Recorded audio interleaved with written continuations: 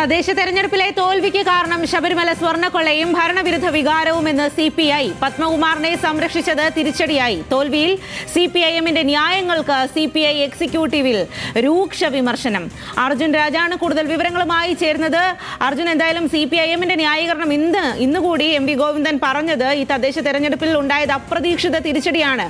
ഭരണവിരുദ്ധ വികാരമില്ല, ശബരിമല വിഷയം ചർച്ചയായിട്ടില്ല, അത് തെരഞ്ഞെടുപ്പിനെ ബാധിച്ചിട്ടില്ല എന്നതാണ്. എന്നാൽ അതിൽ നിന്നും ഘടകവിരുദ്ധമായിട്ടുള്ള കാര്യങ്ങൾ തന്നെയാണ് CPI പറയുന്നത്. അതിരൂക്ഷ വിമർശനം ഉന്നയിക്കുന്നു എന്ന് പറയുമ്പോൾ എന്തെല്ലാം കാര്യങ്ങളാണ് അവിടെ ഉന്നയിച്ചിരിക്കുന്നത്? സ്വാതി, ഏറ്റവും പ്രധാനപ്പെട്ടത് സംസ്ഥാനത്ത് ഭരണവിരുദ്ധ വികാരം ഇല്ല എന്നുള്ളതാണ് CPM കണ്ടെത്തിയത്. പ്രാദേശികമായിട്ടുള്ള തിരിച്ചടിയാണ് കഴിഞ്ഞ തദ്ദേശ തെരഞ്ഞെടുപ്പിൽ ഉണ്ടായിട്ടുള്ളത് എന്നതായിരുന്നു CPIMന്റെ വിശദീകരണം. ഒപ്പം തന്നെ ശബരിമല സ്വർണ്ണക്കൊള്ളയുമായി ബന്ധപ്പെട്ട് നേരിട്ട് തിരിച്ചടിയല്ല ഉണ്ടായിട്ടുള്ളത്. UDF നടത്തിയിട്ടുള്ള കള്ളപ്രചാരണങ്ങൾക്ക് പിന്തുണ ലഭിച്ചു, അത് ജനങ്ങളെ സ്വാധീനിച്ചു എന്നതായിരുന്നു CPMന്റെ വിശദീകരണം. അത് പൂർണ്ണമായും തള്ളുന്നതാണ് CPIയുടെ സംസ്ഥാന നേതൃയോഗങ്ങളിൽ ഉണ്ടായിട്ടുള്ളത്.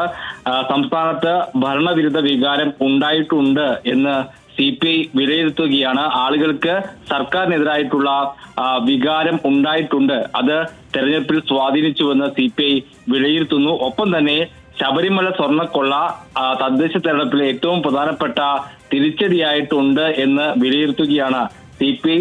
പത്മകുമാറിനെതിരെ നടപടിയെടുക്കാത്തത് വലിയ രീതിയിൽ സ്വാധീനിച്ചു തെരഞ്ഞെടുപ്പിൽ എന്നാണ് CPIയുടെ വിമർശനം. പത്മകുമാറിനെ CPIM സംരക്ഷിക്കുകയാണെന്നുള്ള തോന്നൽ ജനങ്ങൾക്ക് ഉണ്ടായി എന്നാണ് CPIയുടെ വിലയിരുത്തൽ. അറസ്റ്റ് ചെയ്തിട്ടും പത്മകുമാറിനെതിരെ നടപടിയില്ലാത്തത് വലിയ രീതിയിൽ UDF പ്രചാരണം നടത്തി, അതിന് ജനങ്ങളുടെ പിന്തുണ ലഭിച്ചു എന്നുള്ളതാണ് CPIയുടെ വിശദീകരണം അല്ലെങ്കിൽ CPIയുടെ കണ്ടെത്തൽ.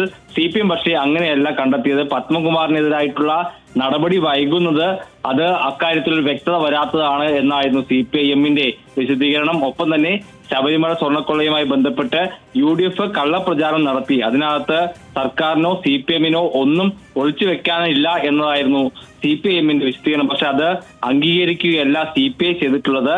ഏറ്റവും പ്രധാനപ്പെട്ട തിരിച്ചടിയായി ശബരിമല സ്വർണ്ണക്കൊള്ളയും സർക്കാരിനെതിരായിട്ടുള്ള ഭരണവിരുദ്ധ വികാരവും തിരിച്ചടിയായ കാരണമായി കണ്ടെത്തുകയാണ് CPI ചെയ്തിട്ടുള്ളത്. ശരി അർജുൻ.